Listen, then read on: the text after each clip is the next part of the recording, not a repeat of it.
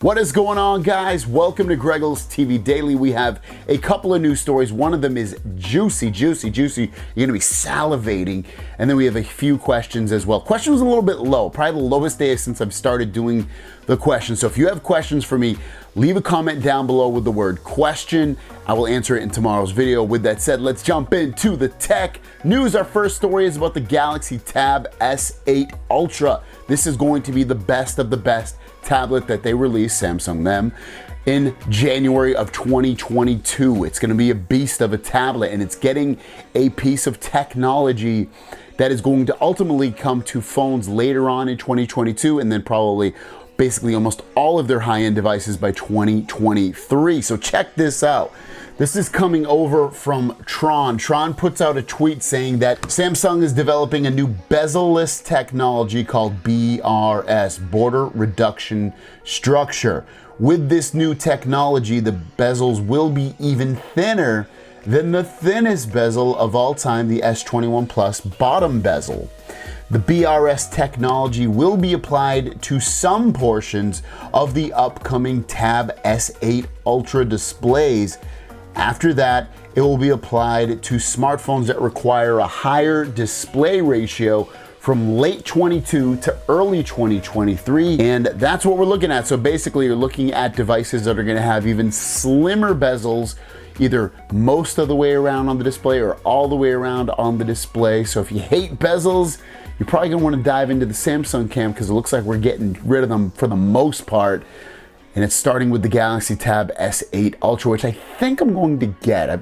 I kind of miss having a solid premium Galaxy Tab tablet. I have the S7 Fan Edition, which I've done a video on. Watch that video. I'll link it down below. But yeah, it's looking cool. I'm excited about the Tab S8 Ultra. Lastly, the Galaxy Z Flip 3 and Fold 3 and a bunch of other devices, most likely the Note 10s, the Note 20s, the S20s, S21s, and a bunch of other phones are getting a new technology that has just been pushed to Samsung's lower phones. Like the A52 just got this update that adds this feature, and it's called RAM Plus, Samsung RAM Plus. And what it does is it allows consumers to be given the freedom to adjust the volume of expansion with 3 adjustment levels. So they're gonna be able to use ROM, which is AKA their internal storage, and convert that to virtual RAM.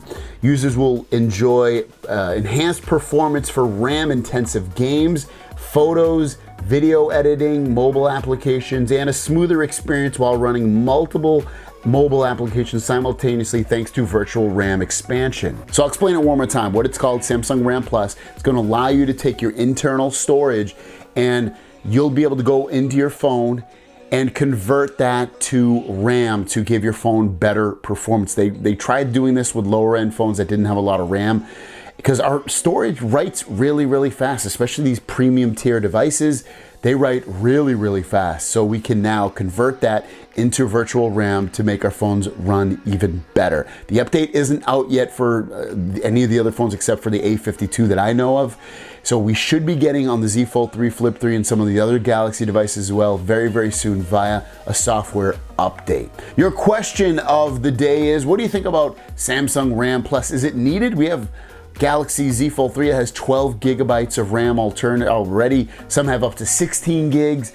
What do you guys think? Do you think you need more RAM for better performance on your phone? Let me know in the comments down below. I don't really think we need it, but if they give it to us, why not? Especially if we can control it ourselves, that's pretty cool. With that said, guys, let's get into the Q&A portion of the video and drop that beat!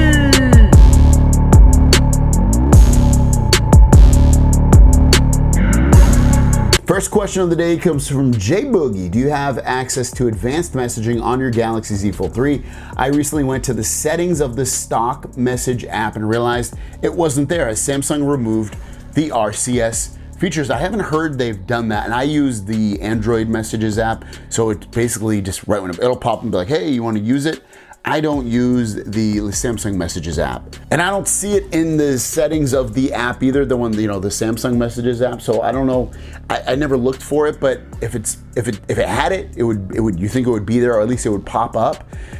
in the meantime, I would say just use Android messages. That app's awesome. Why wouldn't you want to use that? Next question comes from Shah Darshan. Says, I told you about micro stutters and lag in the One UI on my S10. The point is my S10 is super duper fast and smooth and everything, but it's just the notification panel scrolling and gesture navigation system feels laggy and glitchy. I think it's not the performance degradation, it's probably a bug that Samsung needs to fix. An A12 update in terms of performance.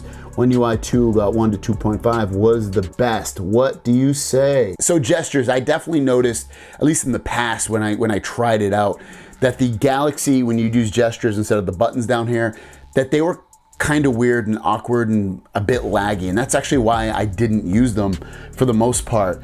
I've noticed on other phones they're a lot better. Galaxy devices, again, older phones, they had issues. I haven't used it on this phone because it just doesn't seem right, it doesn't seem comfortable. And then as for if you're getting notification, you know, go into notifications and you're getting lag, yeah, it's probably a software thing if it's not performance, but you're probably not going to get a fix, I would doubt, if it's a software issue. David says, my front display protector got scratched. Is it covered under my Samsung Care, or would I get it, or where can I get it replaced? I don't think they're just going to replace it. I'm pretty darn sure that if your front screen protector is scratched, they will not replace it. They might replace it if you go to a Samsung store, but I think they might charge you for it. If you really, really need one, just go buy one. I know that Whitestone makes a film screen protector on here if you want one. I wouldn't worry too much about it. I took mine off, but if you're that worried about it, I would say just go buy a new one. They're like 10 bucks or less. It's probably not worth the time for you to drive to the store and pick one up, or if there's a Samsung store near you, or to even mail it out and get it replaced. It's just not worth it. And our last question's from Nick Marshall. Why do we need smart glasses? We need smart glasses because it's the next frontier. It's a feature for technology that we haven't fully pushed out to the mass public, to where people feel comfortable buying it in terms of that it works great, in terms of the price point, in terms of the technology that it can provide and the ease of use that it could provide for us.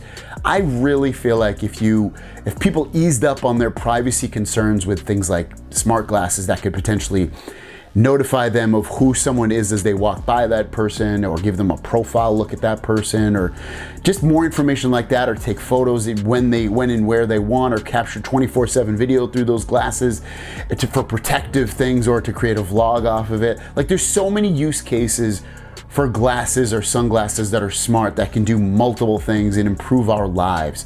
So I love the idea of this, and I think that's the next tech frontier that really, really needs to be explored. Again, guys, really low on the questions. I'd love for you guys to send more questions my way with the word question in your comment, and I'll read it tomorrow. Thanks for watching. Have a great day. We'll see you down the road. Peace.